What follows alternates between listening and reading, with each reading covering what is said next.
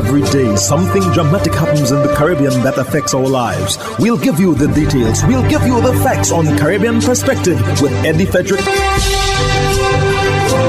Here's Eddie Frederick. Welcome to Caribbean Perspective. So glad you can join us. The story that dominates in today's edition for Tuesday, 26th August 2025, and brought to you in association with our friends at Antillean Group. Trinidad and Tobago's government supports U.S. military deployment in the Caribbean Sea off Venezuela. Details after this important message. Believe in our strength, we'll stand by you. Protection from all, perils big and small. Reassurance we give, it's so glad to see. Peace of mind, that's our service guarantee. We look after all our family. Yes, we do at every opportunity. Antillean Group, underwriters of all classes of insurance solutions for your protection and investment. Live well financially. The hurricane season is now upon us, so we as Caribbean people need to remember to think safety and be prepared. Avoid venturing outside during a storm or hurricane, especially if there are strong winds.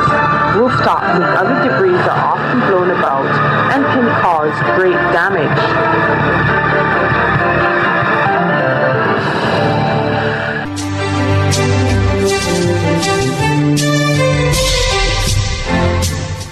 Welcome back. Prime Minister Kamla Persad-Bissessar of Trinidad and Tobago has vowed to allow U.S. forces access to Trinidadian territory to defend the people of Guyana.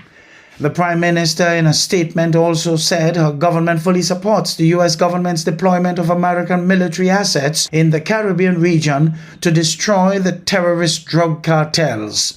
Karen Cozier-Phillip of TTT News brings that story. International news reports confirm that the U.S. Navy has deployed 3 naval destroyers with aircraft and thousands of Marines to the Caribbean. The vessels will be stationed in waters off the coast of Venezuela in a move to counter drug trafficking allegedly linked to the Venezuelan government. Prime Minister Kamla Persad-Bissessar has not received any requests from the American government for their military assets to access Trinidadian territory for any military action against the Venezuelan regime.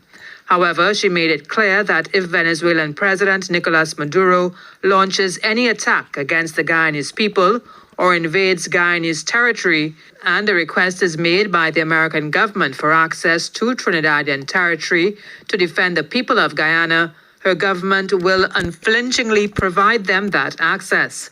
There is an ongoing territorial dispute between Guyana and Venezuela over the Essequibo region. Prime Minister Persad-Bissessar also said the deployment of American military assets into the Caribbean region to destroy the terrorist drug cartels has the full support of the government of Trinidad and Tobago. The Prime Minister noted that Trinidad and Tobago has been helplessly drowning in blood and violence for the last 20 years, and said U.S. Vice President J.D. Vance spoke the truth when he recently mentioned TNT's high murder and crime rates. Mrs. Persad-Bissessar said no amount of Trump derangement syndrome tantrums or anti-American propaganda would prevent her government from welcoming assistance to combat the terrorist drug cartels. The Prime Minister said despite the misinformation being peddled, the U.S. military is operating legally in international waters within the region and have not breached any nation's sovereignty. She said the only persons who should be worried about the activity of the U.S. military are those engaged in or enabling criminal activity, while law-abiding citizens have nothing to fear. Karen Cozier-Phillip, TTT News. Regional experts warn Trinidad and Tobago's Prime Minister on Venezuela matter. Details in this CNC3 news item. In Jamaica, UWI Professor Christopher Charles is warning Prime Minister Kamla Persad-Bissessar against isolating TNT from its Caribbean neighbors. This follows his support for U.S. military assets in the region and a statement that she would welcome U.S. forces into TNT if Venezuela attacks Guyana without consulting CARICOM. I think the Trinidadian Prime Minister and the government in general is really playing up to Trump to ensure that whatever he does Trinidad and Tobago comes out on the side that is much better than others. Professor Charles suggests this may be part of a bigger picture, one that could pave the way for U.S. intervention in Venezuela. There are gangs in all Caribbean territories, and they have transnational linkages with cartels in Mexico and Colombia and all over the place. So why the Venezuelans? Cartels. He also says the region should be concerned by Prasad Bissasa's statement. We are opening up ourselves to further aggression. At home, international relations expert Dr. Anthony Gonzalez says hosting American forces could put Trinidad and Tobago directly in harm's way. We have struggled here to get the Americans out of this country here.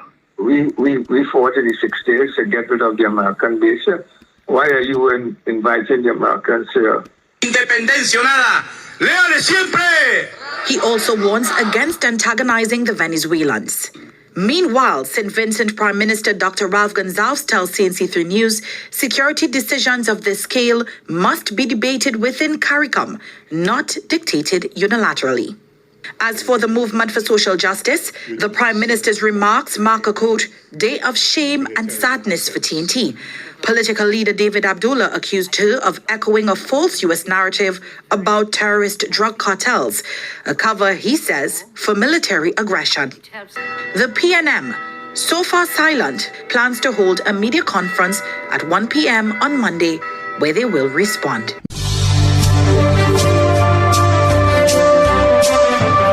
You're listening to Caribbean Perspective with Eddie Frederick, in association with our friends at Antillian Group, underwriters of all classes of insurance solutions for your protection and investment. Live well financially. The people of Trinidad and Tobago had their say on whether they support the Prime Minister's stance in allowing U.S. troops into Trinidad and Tobago if Venezuela attacks Guyana. I really feel nothing is going to come of it anyway. You understand? Because I don't think Maduro mad, but he ain't mad enough to go against the U.S. I think the U.S. kind of acts like bullies sometimes. And yes, we would want Guyana to be helped, but is there any real proof that Maduro is going into Guyana? We need help in this country. So if we can get as much help from America, they could come, they could go Venezuela, do what they have to do, but before they leave, they need to help fix this country and then they could go their way. I don't think Trinidad will get into what Guyana and America is doing. What I'm saying, we will welcome America anytime, right, to come into Trinidad because we have always been good with America. Not at all. They have to think on the long term. The long-term action that will come. At all, because whatever going on between America and Venezuela shouldn't have to mix up with Trinidad. You know, we's a peaceful place. We ain't doing no war and things. The United States has given its strongest indication yet that it intends for a new international force to take over from the Kenyan-led Multinational Security Support MSS mission in Haiti. This follows a phone call between President William Ruto of Kenya and U.S. Secretary of State Marco Rubio on Tuesday, where Kenya lobbied for the adoption of proposals made by the United Nations Secretary General Antonio Guterres for the United Nations to provide logistical support to the MSS. More from Citizen TV Kenya News. Kenya may be providing the bulk of manpower for the multinational security support mission in Haiti, but the United States is the financial muscle, and he who pays the piper calls the tune. Since the first deployment of Kenyan police a year ago to secure critical infrastructure, the UN has warned that Haiti is in the grip of a humanitarian crisis, with the capital, Port-au-Prince, on the brink of complete gang takeover. The MSS mission having been severely undermined by a shortfall in personnel, intelligence, equipment, and security infrastructure. In a move to address these challenges, the UN Secretary General Antonio Guterres recommended the establishment of a UN support office for the MSS after advising against a UN peacekeeping mission. The U.S. has, in the meantime, backed the Organization of American States, which it heavily funds, to take on a leading role and for the region to step up its security and stabilization efforts. With respect to the MSS mission, the United States thanks Kenya for its dedication, leadership, and support for the last year. As we look to combat the threat of terrorist gangs looking to topple the state, we must ensure that an even greater share of the international community is invested in the fight. This is why the United States, alongside Panama, will seek authorization of a UN support office to properly resource this effort. Should the UN Security Council pursue this model, then we will also seek robust regional participation to provide strategic leadership of the force. U.S. Secretary of State Marco Rubio, having hinted at this development when he appeared before the Senate Foreign Relations Committee in May. That we are seeking to come up with an alternative strategy because the one that's in place right now isn't working. And Haiti's heading in a very bad direction very quickly. I asked myself, the Organization of American States has not led a mission since 1965, I believe. Why do we have an Organization of American States if it is unable to collectively respond to what is a severe catastrophe in our own hemisphere? A move which would see Kenya relinquish its leadership role. Miriam Montoute of the DBS News World tells us regional leaders wrapped up a 2-day Caribbean dialogue on Friday focused on advancing resilient prosperity for small island developing states. Hosted by the OECS Commission and Japan's Sasakawa Peace Foundation, the meeting tackled pressing issues from climate and disaster risk reduction to tourism, agriculture and economic development, putting the Caribbean's challenges and opportunities on the global stage. Building on the momentum of the 2024 SIDS Modern Development Conference hosted in Antigua and Barbuda, the OECS Commission says it is committed to keeping the issues facing small island states at the forefront of the global agenda.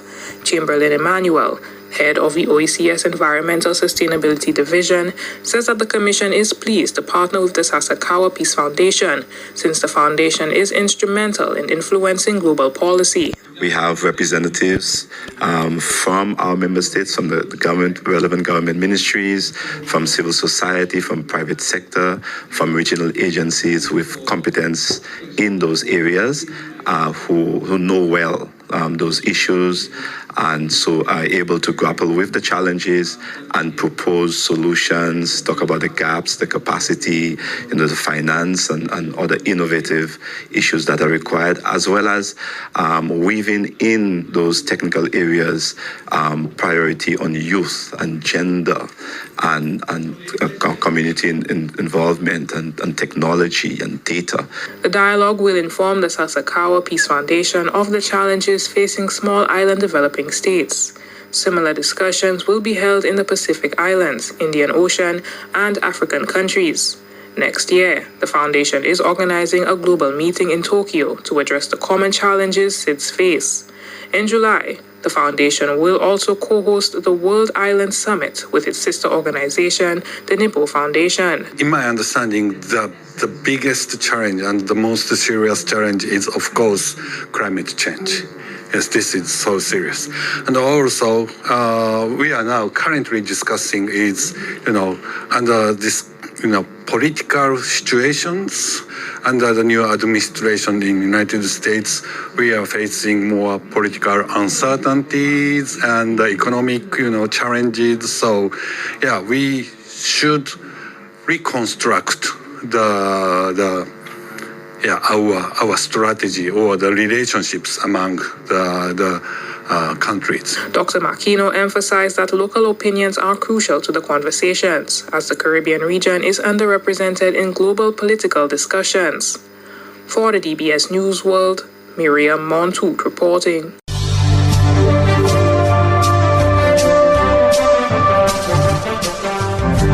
I am Eddie Frederick. This has been Caribbean Perspective, a whole new approach to highlighting developments in the Caribbean. In the meantime, please follow us on Facebook and subscribe to our YouTube channel for daily regional news and more, in association with our friends at Antillian Group. Believe in our strength, we'll stand by you. Protection from all perils, big and small. Reassurance we give, it's so glad to see. Peace of mind, that's our service guarantee. We look after all our family. Yes, we do at every opportunity. Tillian Group, underwriters of all classes of insurance solutions for your protection and investment. Live well financially.